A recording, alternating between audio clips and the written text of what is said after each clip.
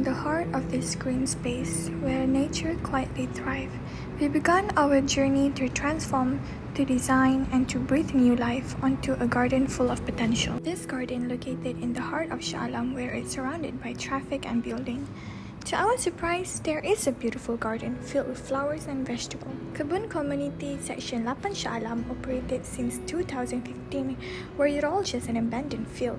And BSA took this opportunity to create a community garden. This garden holds a code, which is plant and share. When we first arrived, we introduced ourselves to the president, which is Datuk Zainuddin and Prof. Dr. Mansur. We started our journey led by the guidance of Datuk Zainuddin and Professor Dr. Mansur. We took our first step surveying the land that would soon become the canvas for our landscape project. Each corner and patch of earth was carefully observed and discussed and imagined anew. As we explored the garden, Datuk Zainuddin took a moment to share with us the significance and beauty of one of the most iconic plants, which is sunflower. Sunflowers are more than just beautiful, they are a symbol of hope, positivity and growth. What makes them truly special is the way they turn their head toward the sun throughout the day, which is a behavior known as heliotropism. But we're inviting pollinators, creating a healthy ecosystem and sending a message of warmth and resilience. As we move further, Dato introduced us to one of the most versatile vegetables, okra. Okra is staple in Malaysian household. It's easy to grow, fast to harvest, and packed with nutrition. In just 50 to 90 days, you can start harvesting the pods. After that, Datuk led us toward the vegetable farm area where main planting happened. Datuk guided us to the system core, which is the water tank. It stores both clean and nutrient-rich fertilizer water. They use organic fertilizer liquid mixed with water and feed it into the system using simple control valve. That way, we can choose to give plant our nutrient water depending on the plant need. Datuk Zainuddin also taught us the simple yet powerful watering method, which is drip irrigation. It allows water to drip slowly to roots of each plant.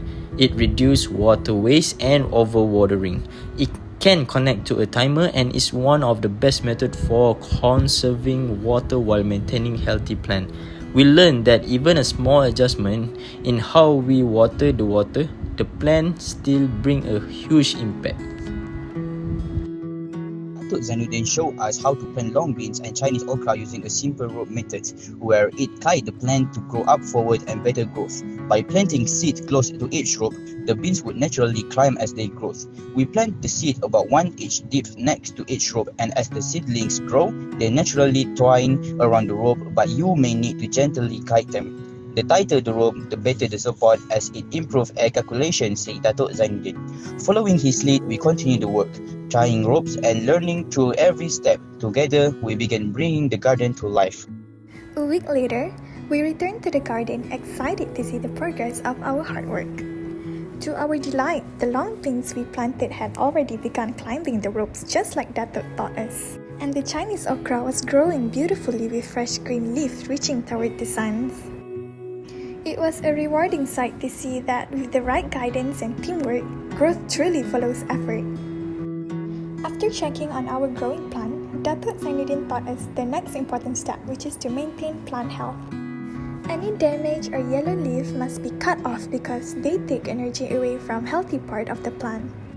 Datuk also shows and reminded us to organize the plant properly along the ropes, making sure each vine had a clear path to climb. This way, the plant gets better sunlight and airflow, and it makes harvesting easier later on. After learning the proper way to take care of our plant, everyone was so focused on their work until we noticed a small surprise hiding among the leaf.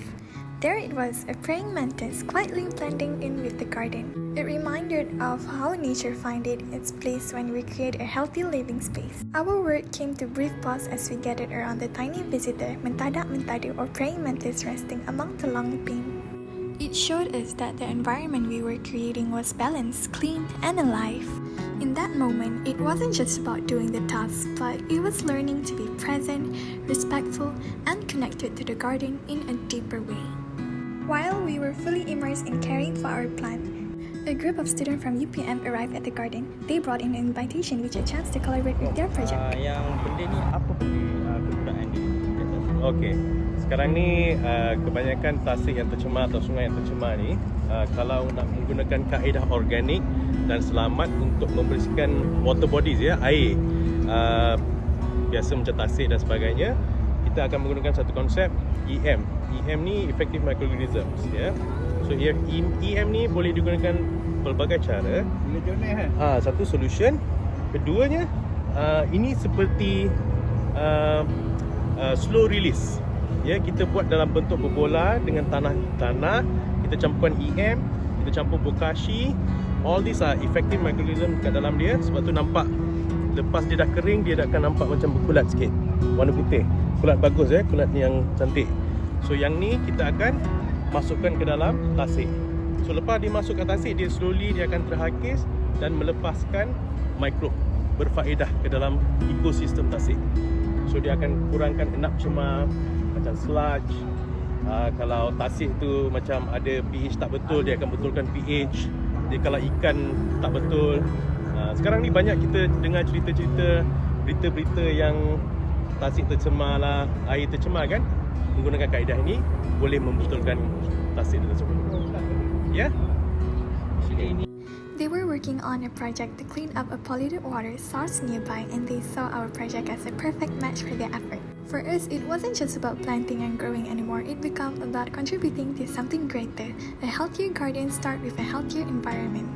And just like that, a new collaboration was born, rooted in teamwork, learning, and the shared goal protecting nature. 2 weeks later, we returned to the garden once again, and what we saw left us in awe. The once small seedlings we had planted with care were now thriving, their leaves tall and strong, soaking in the sunlight. The entire space felt alive, full of movement, color, and promise. The most beautiful surprise came from the long beans, where tiny purple flower had started to bloom along the vine, each blossom a signal of the next stage of growth. Soon, where there were blossom, there will be fresh, healthy beans ready to harvest. The Chinese okra too had flourished, their leaves stretched high into the air, and tiny okra pods has begun to take shape. We could hardly believe that some of our plants were already ready to harvest. It was a proud moment because our hand had helped shape it. From the first planting to the first harvest, every step had meaning.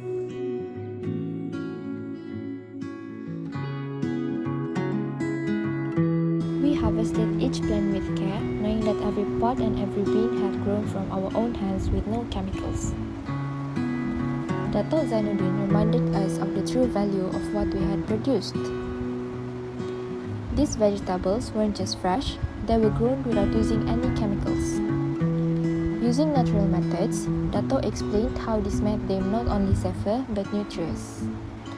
By learning to grow food the right way, we weren't just supporting the environment, but we were helping others to eat healthier too. Not long after we set up, the display arrived. Drawn by the freshness and simplicity of our harvest, it was small but meaningful exchange reminded us of how far we'd come. Finally, it was the last week of our project. We started our morning with a quiet walk around the garden, our way of reflecting on how far we had come. Every leaf, every flower had a memory. From the first planting to now, it all grown beautifully. We began our harvest with care, moving slowly between rows of plants.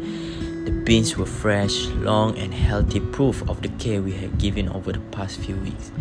We had collected 3 kilograms that day. Part of the long bean was set aside to fulfill a customer's order. We packed carefully, proud to deliver vegetables we had grown with our own hand. The rest was prepared for selling. It was a simple exchange but meaningful, knowing that our effort was now feeding someone home made the work feel even more rewarding. Selling our vegetable wasn't just about making something, but it was about sharing something real, something grown with healer. The harvest was done, we moved on to our final landscape task, a last round of care for the plant and soil. We started by removing overgrown grass and weeds. It wasn't just about appearance, but it was to clear space, reduce pests, and help soil breathe better. Then apply chicken manure, a natural fertilizer to nourish the soil and give the plants the strength to grow healthy. This part of the process reminds us that gardening doesn't end with harvest, but it is about keeping the environment alive and ready for what comes next. Finally, we water the area carefully, make sure the natural reach deep into the roots. It was a peaceful end to a long morning of hard work.